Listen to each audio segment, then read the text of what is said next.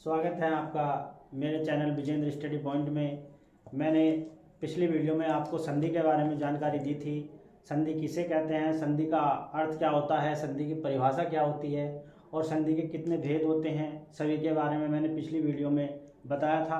उसी क्रम को आगे बढ़ाते हुए मैं जो दीर्घ संधि जो मैंने कल पढ़ाई थी, कल की वीडियो में जो मैंने पढ़ाई थी दीर्घ संधि, उसी के जो महत्वपूर्ण उदाहरण है जो परीक्षा में अक्सर पूछे जाते हैं और बच्चे अक्सर गलती करके आते हैं, तो इस वीडियो को देखने के बाद जो गलती है वो आप नहीं करेंगे और आपके जो प्रश्न है संधि दीर्घ संधि से संबंधित वो पूरी तरह सही हो जाएंगे।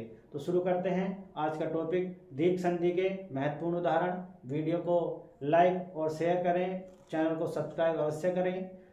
देखते हैं आज के टॉपिक है हमारा दीर्घ संधि। दीर्घ संधि में मैंने कल आपको 4 जो नियम है वो बताए थे। अगर संधि का पहला वर्ण ए या आ है और संधि का दूसरा वर्ण भी ए या आ है तो दोनों मिलकर आ हो जाते हैं। दूसरा नियम मैंने बताया था, अगर संधि का पहला वर्ण छोटी या बड़ी है और दूसरा भी छोटी या बड़ी है तो दोनों को मिलकर बड़ी हो जाती है। तीसरा नियम मैंने बताया था, अगर संधि का पहला वर्ण छोटा ऊ या बड़ा ऊ है, दूसरा वर्ण भी छोटा ऊ या बड़ा ऊ है तो दोनों मिलकर बड़ा ऊ हो जाता है। चौथा नियम मैंने बताया था, अगर संधि का पहला वर्ण ऋणी है, दूसरा भी ऋणी है तो दोनों मिलाकर ऋणी हो जाता है। अब दीर्घ संधि की जो पहचान है, शब्द देखते ही उसमें कैसा पता चलेगा कि ये जो उदाहरण है वो दीर्घ संधि का है।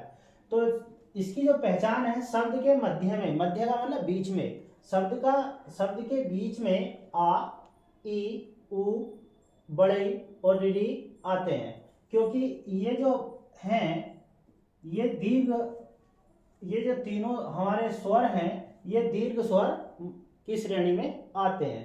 तो शब्द के मध्य में दीर्घ स्वर अवश्य आते हैं, भले ही इनकी मात्रा आ जाए। अब इनकी अगर ये नहीं आते हैं मध्य में तो इनकी मात्रा आती है, जैसे ये और ये। इनका मतलब इससे है, इसका मतलब इससे है और इसका मतलब इससे है। अगर ये नहीं आएंगे तो ये मात्रा शब्द के मध्य में आएंगी। तो समझ लेना कि ये जो उदाहरण है वो दीर्घ संधि का है। शब्द के शुरू में आए या बाद में आए उससे कोई नहीं मतलब है, लेकिन शब्द के मध्य में ये दीर्घ स्वर हमारे तीनों आएंगे दीर्घ संधि के उदाहरण में। तो 100% वो उदाहरण जो होगा वो दीर्घ संधि का होगा। तो शुरू करते हैं। ये जो मैंने शब्द लिखे हैं इनका संधि विच्छेद, इसमें दीर्घ संधि के महत्वपूर्ण शब्द लिखे हैं जो परीक्षा में अक्सर पूछे जाते हैं और स्टूडेंट्स गलती करके आते हैं सभी, चाहे वो कोई सा प्रतियोगी एग्जाम हो या बोर्ड एग्जाम हो, इसको इन उदाहरणों का गलत संधि विच्छेद करके वो आते हैं। इस वीडियो को देखने के बाद कोई भी स्टूडेंट इसको गलती नहीं करेगा। अब देखो इसमें बीच में ये आ रहा है आ, तो ये आ रहा है यहाँ पे, मैंने पहचान अभी बताई है कि शब्द के मध्य में ये वर्ण यानी ये स्वर आते हैं। तो इसकी कैसे करेंगे, दैत्य धन अरि। दैत्य माने होता है राक्षस और अरि माने होता है शत्रु, यानी जो राक्षसों का शत्रु है वो होता है विष्णु। दैत्यारि कहते हैं विष्णु को। अब यहाँ कैसे इसको पता चलेंगे कि इसमें दीर्घ संधि है, क्योंकि मैंने तुम्हें कल बताया था जहां पर धन का चिन्ह होता है उससे ठीक पहले एक शब्द होता है, ठीक एक बाद शब्द होता है। पहले शब्द का अंतिम वर्ण और दूसरे शब्द का प्रथम वर्ण, यही वर्ण आपस में मिलते हैं और इन्हीं में परिवर्तन होता है और यही परिवर्तन क्या कहलाता है, संधि कहलाता है। तो यहाँ पर संधि का पहला वर्ण यह है, लेकिन यह एक क्या है, व्यंजन है कि जो किसकी सहायता से बोला जाता है, ए स्वर की सहायता से बोला जाता है। और यहाँ पर क्या है, ए है, दोनों मिलकर क्या हो जाएगा, आ हो जाएगा। देखो यहाँ पर ये दोनों मिलकर आ हो रहा है। दूसरा उदाहरण है हमारा परमात्मा। इसका संधि विच्छेद करेंगे, परम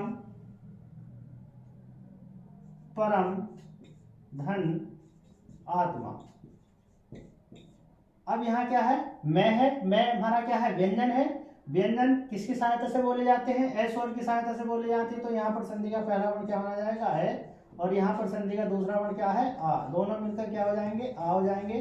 दोनों मिलकर देखो आ यहाँ पर हो रहे हैं। तीसरा उदाहरण है हमारा परीक्षार्थी।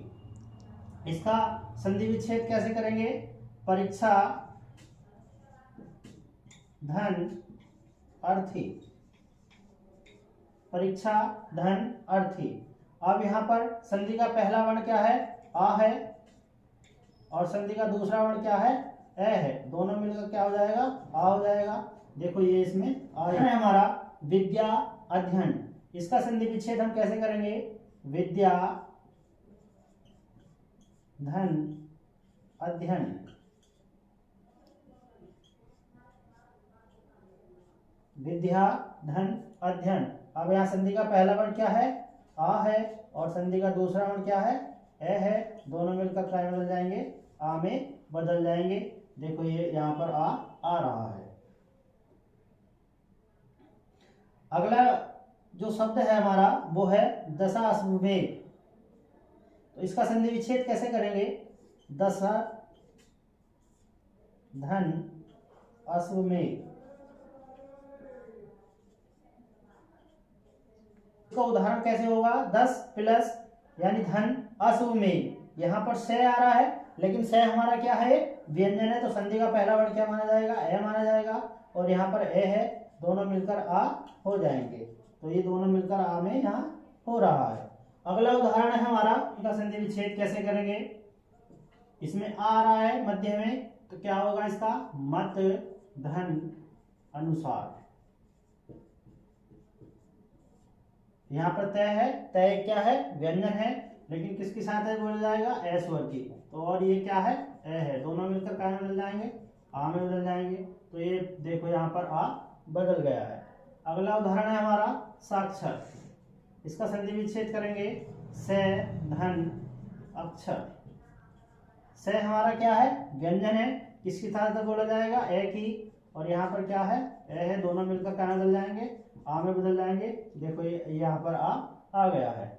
अगला उदाहरण है हमारा विद्यार्थी। इसका संधि विच्छेद करेंगे, विद्या धन अर्थी। यहाँ पर संधि का पहला वर्ण क्या है, आ है, और यहाँ पर क्या है, ए है। दोनों मिलकर क्या में बदल जाएंगे, आ में बदल जाएंगे। ये देखो यहाँ पर आ गया है। शब्द के मध्य में दीर्घ संधि के जितने भी उदाहरण होंगे, शब्द के मध्य में ये तीनों दीर्घ स्वर अवश्य आएंगे। अगर ये तीनों दीर्घ स्वर शब्द के मध्य में आ रहे हैं, चाहे भले ही इनकी मात्रा आए, तो समझ लो वो उदाहरण जो होगा वो किसका होगा, दीर्घ संधि का होगा। अब आगे इन शब्दों का संधि विच्छेद देखते हैं। इसका संधि विच्छेद कैसे होगा, जैसे गुरु धन उपदेश। गुरु धन उपदेश। तो यहाँ पर गुरु है और यहाँ पर उपदेश है। तो यहाँ पर गुरु जब अपने मुंह से उच्चारण करेंगे, बाद में जो ध्वनि निकल के आएगी वो निकल के आएगी ऊ की। और ये जो अगर इसमें घुंडी बनी होती तो होता बड़ा ऊ, लेकिन इसमें घुंडी बनी हुई नहीं है, तो ये छोटा ऊ माना जाएगा।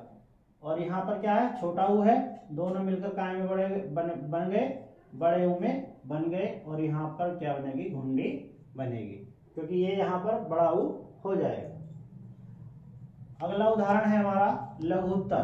तो इसको कैसे करेंगे, लघु धन उत्तर। संधि का पहला वर्ण ऊ है, संधि का दूसरा वर्ण भी ऊ है, दोनों मिलकर बड़ा ऊ हो जाएगा। ये देखो दूसरा वर्ण बड़ा ऊ हो गया है। अगला उदाहरण है हमारा सूक्ति। इसका कैसे करेंगे संधि विच्छेद, सुधन उक्ति। सु माने अच्छी। यहाँ पर संधि का पहला वर्ण क्या है, छोटा ऊ है। सूक्ति का जो संधि विच्छेद होगा सुधन उक्ति, तो यहाँ पर संधि का पहला वर्ण क्या होगा, ऊ, क्योंकि ये छोटे ऊ की मात्रा है, और यहाँ पर छोटा ऊ है। दोनों मिलकर क्या बदल जाएंगे, बड़े ऊ में बदल जाएंगे। देखो ये यहाँ पर बड़ा ऊ आ गया है। अगला उदाहरण है हमारा पितृणम। तो इसका संधि विच्छेद कैसे करेंगे, पितृ धन ऋणम। पितृ। चौथा नियम देखें, संधि का पहला वर्ण ऋणी और दूसरा वर्ण भी ऋणी हो तो भी ऋणी में बदल जाते हैं। तो जिस पर मैंने बताया था कल, अगर रह नीचे घूम के टंगता है तो वहां पर ऋणी मानी जाती है। तो यहाँ पर संधि का पहला वर्ण क्या माना जाएगा, ऋणी माना जाएगा, और यहाँ पे ऋणी तो है ही है। दोनों मिलकर एक ऋणी में बदल जाएंगे, तो ये एक में आ गए हैं यहाँ पे। अगला उदाहरण है हमारा ग्रीस। इसका उदाहरण संधि विच्छेद करेंगे, गिरि धन ईस। अब यहाँ संधि का पहला वर्ण गिरि, जब अपने मुख से गिरि शब्द का उच्चारण करेंगे तो बाद में जो ध्वनि निकल कर आएगी वो ई की, और ये जो मात्रा है वो छोटी ई की बनी हुई है, तो यहाँ पर संधि का पहला वर्ण छोटी मानी जाएगी और यहाँ पर बड़ी, दोनों मिलकर कहाँ बदल जाएंगे, बड़ी में बदल जाएंगे। देखो ये यहाँ पर बड़ी आ गई है। तो ये थे हमारे दीर्घ संधि के अंतर्गत आने वाले महत्वपूर्ण जो उदाहरण हैं, जो परीक्षा प्रतियोगी यूपी बोर्ड पर। बच्चे चैनल को सब्सक्राइब कर वीडियो को लाइक अवश्य करें और वीडियो को लाइक कर वीडियो को ज़्यादा से ज़्यादा शेयर करें, जिससे मेरे द्वारा, और जो बेल आइकन है वो अवश्य दबाएं, जिससे मेरे द्वारा अपलोड की गई प्रत्येक वीडियो आपके पास आसानी से आ जाए।